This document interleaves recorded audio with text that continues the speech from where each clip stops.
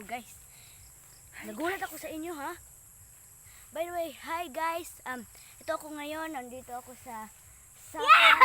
Napakaganda ng view, so nangunguha ko ng bulaklak dito kasi maganda siya guys. So pwede siya i-flower base. So ito kasama ko yung kapatid ko. Ayan. So tignan nyo naman guys, ang ganda ng view.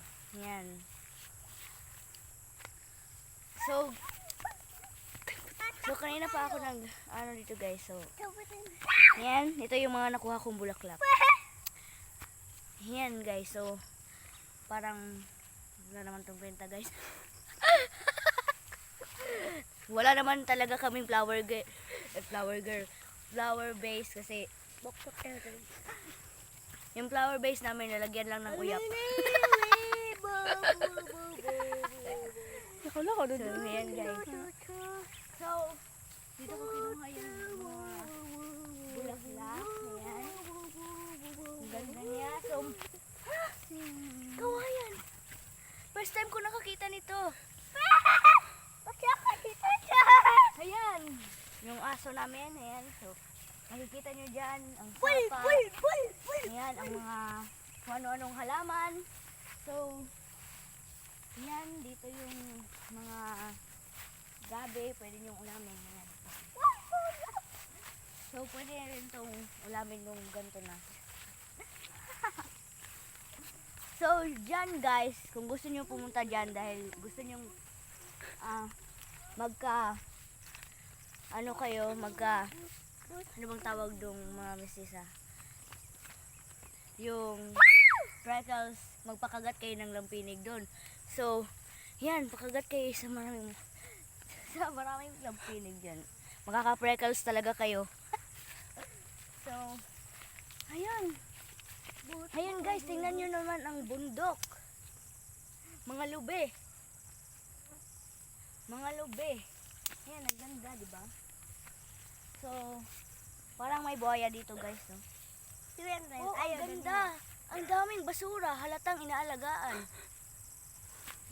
Halatang inaalagaan ng mga tao dito dahil ang daming basura guys. Ayan. Ba naman yan? Ang daming tae guys, ang daming ipot ng mga baka dyan, baka nila ang kulnunoy. So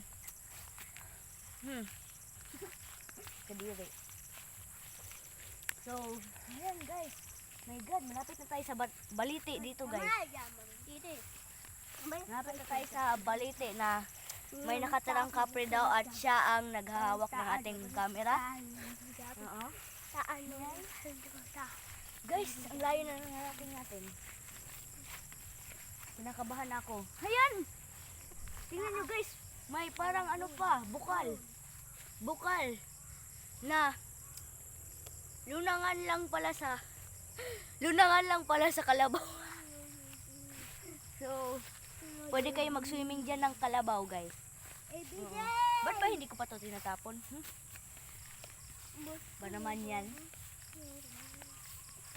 Ayan guys, mas maganda talaga dito mag picture taking. Ayan, ang ganda ng yan, kawayan. So ayan. End. So guys, I hope you enjoy and you like this video, and please subscribe and like and share and don't forget to ring the notification bell and down below. Bye.